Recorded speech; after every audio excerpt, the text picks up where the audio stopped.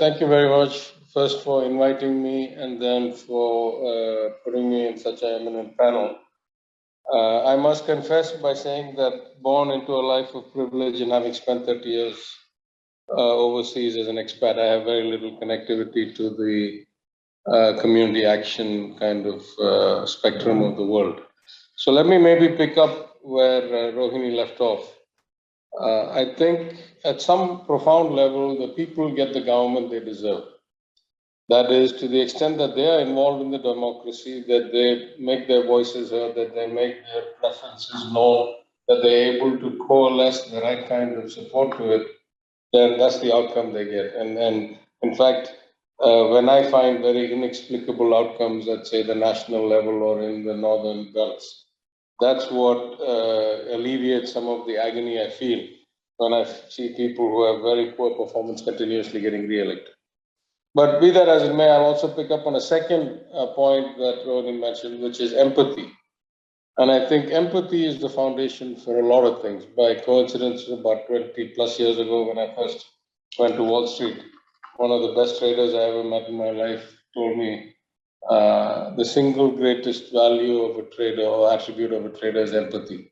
To be able to know what is in the mind of the person on the other side of the phone, whether you're dealing tens of millions or billions, that's the real asset. Maybe I start from there and say, if I'm going to talk about Sarkar, what defines a Sarkar, first of all, has to be the philosophy and values of the movement of the party that gets to be elected and form the Sarkar.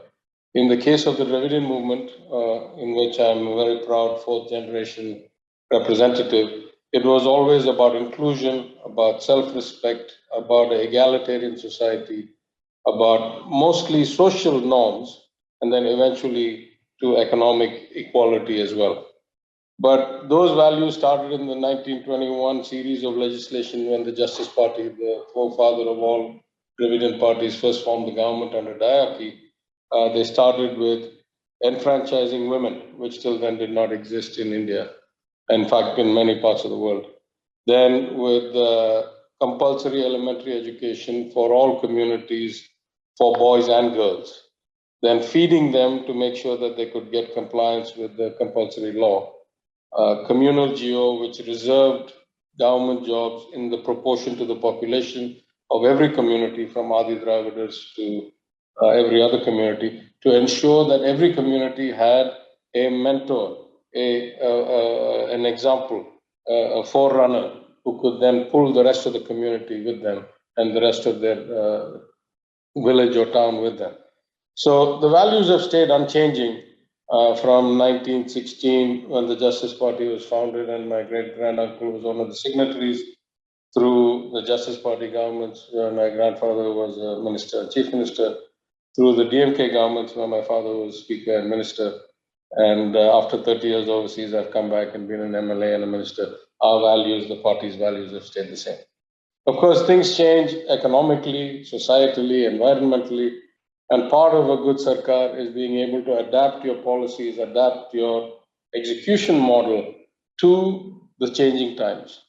So I don't want to go too much into it, but I'd say that the shift has focused away from purely social justice, equality, access to your own language, entry into temples, all communities treated the same, removal of kind of a caste and hierarchy system.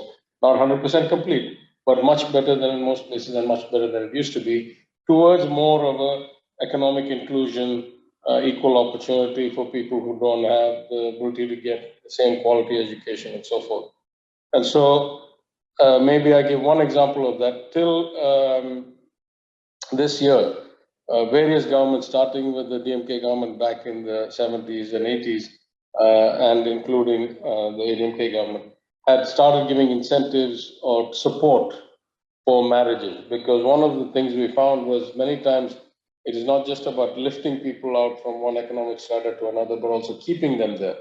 And the thing that brought them down a lot is always, anywhere in the world, health problems, if you don't have a universal health system, and then big expenses like weddings. And so at various times, various governments actually started and expanded, started with the DMK, but expanded through many governments, assistance for weddings for women. And they gave two levels of awards. One, if you were not as educated, a lower level, 25,000 and 8 grams silver of gold. And then if you were college educated, 50,000, 8 grams of gold. And this year we had an intense discussion internally, and we decided that we would accept some of the criticism that these schemes were more towards almost encouraging marriage or even supporting a kind of dowry system. And because these schemes had anyway not been executed for 4 or 5 years and the backlog had built up and people had gone on with their lives, we decided we'd completely break that scheme and instead refocus the scheme towards women's education, because we were finding 52% of the Tamil Nadu population is not in the actively seeking workforce. And the bulk of that is women. So we said, what we got to do is the kind of good attendance in school, in high school, and plus two graduation rates we see of women equal our men. We got to continue that through other education. So we've transformed that scheme, and now we've made that scheme into 1,000 rupees a month supplemental scholarship, supplemental to any other benefit, irrespective of whether you go to a government institution, free, cheap, whatever.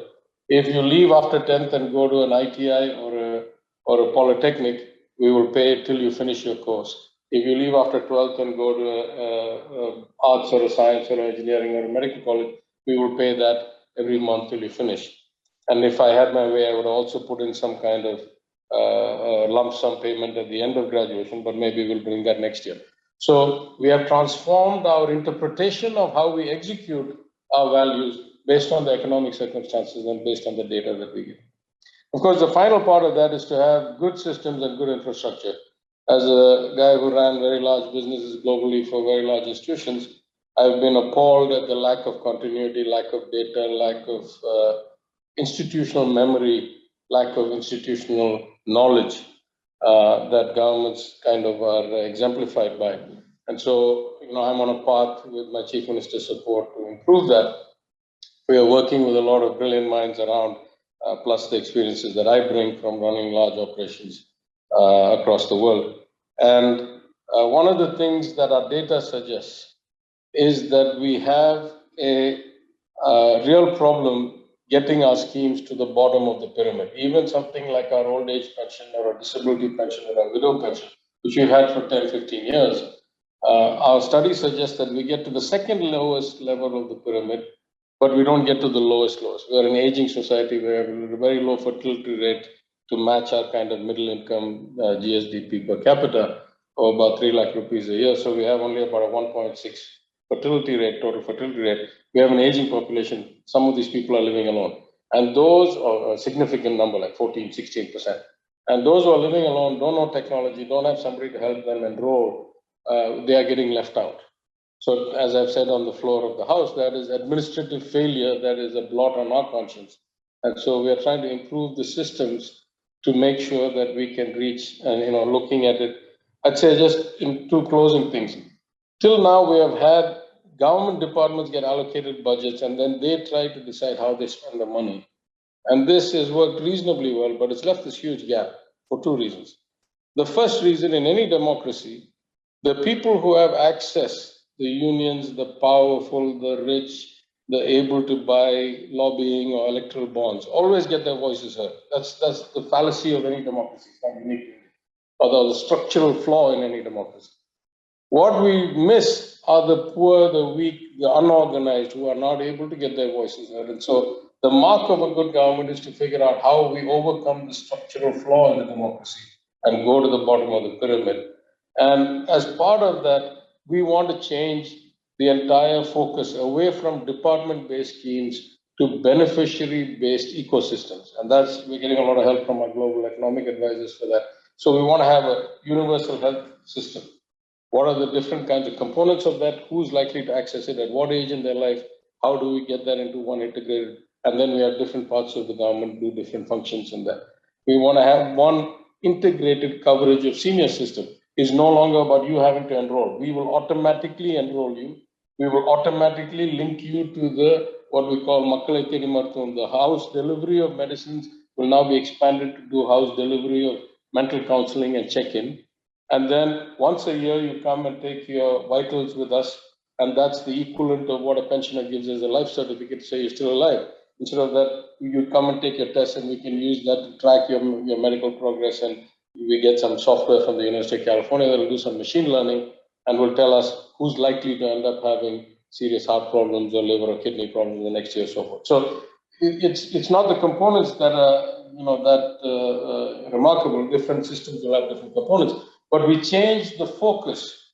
It is not about the government. It is not about the money. It is not about the department of spending. It is about the beneficiary or the intended beneficiary. Look at it from their perspective. What are their lives like, and how do we provide a comprehensive set of services or safety net or support systems, whether that's in education, whether that's in health, whether that's in the notion of a comprehensive welfare policy, a social welfare policy.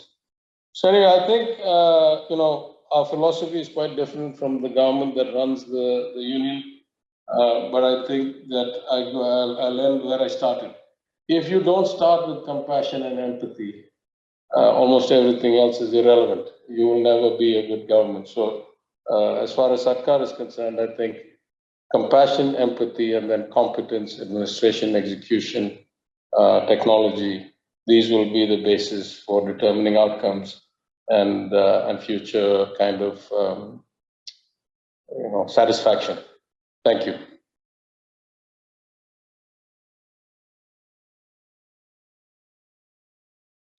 I can understand Hindi, but I can't speak, so it's okay. I'll speak in English.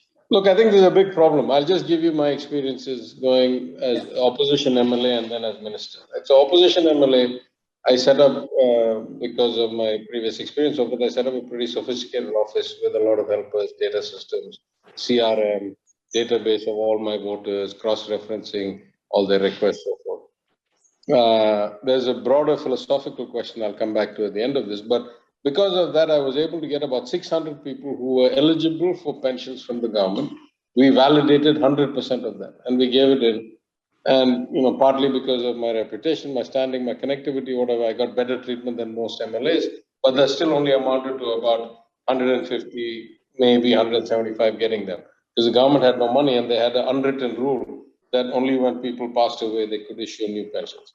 Yes, now, the irony of that is that having come to office and having announced in my first budget that we're going to do a data kind of purity project, we found in the data purity project that there were almost 1 lakh people who were listed as dead in the civil register.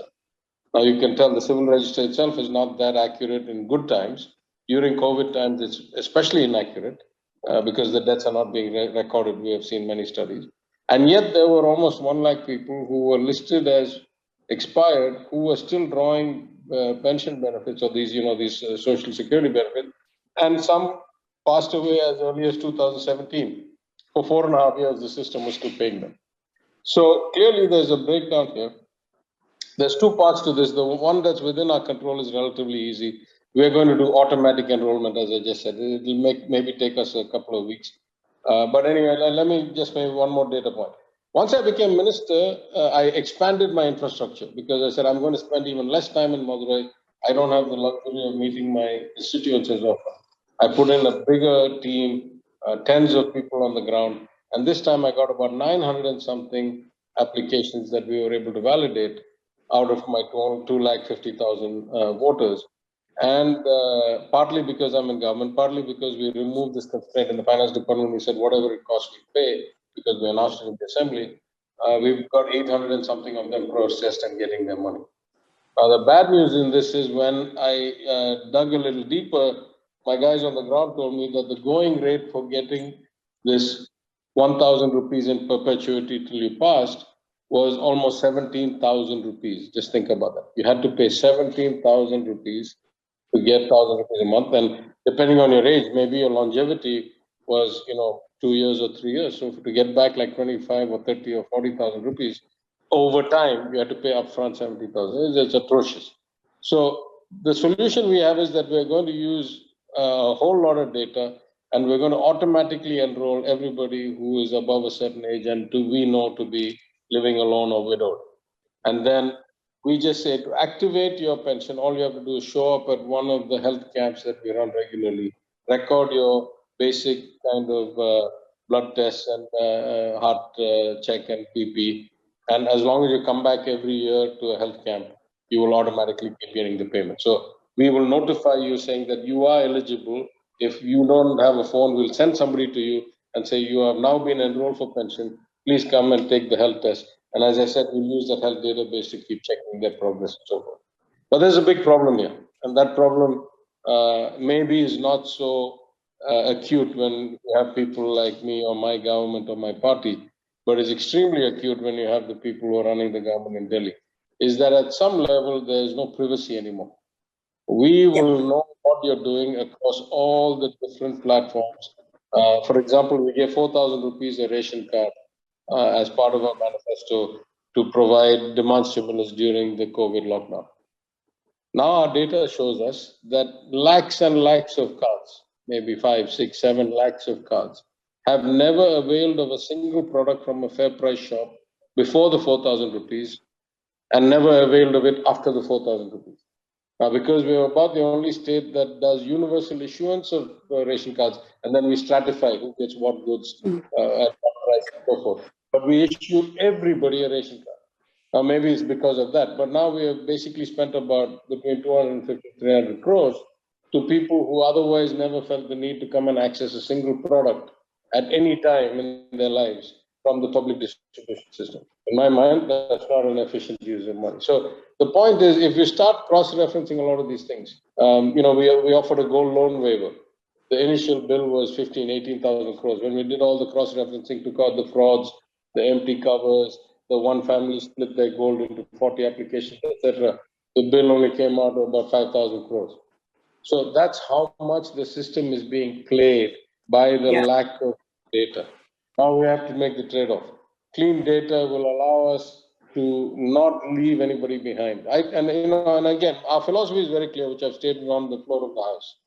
The lowest sin of all is an ineligible beneficiary getting a government benefit as long as it's an individual. So our stated policy is if the fingerprint doesn't match in the ration shop, give them the rice and the food anyway. We don't care.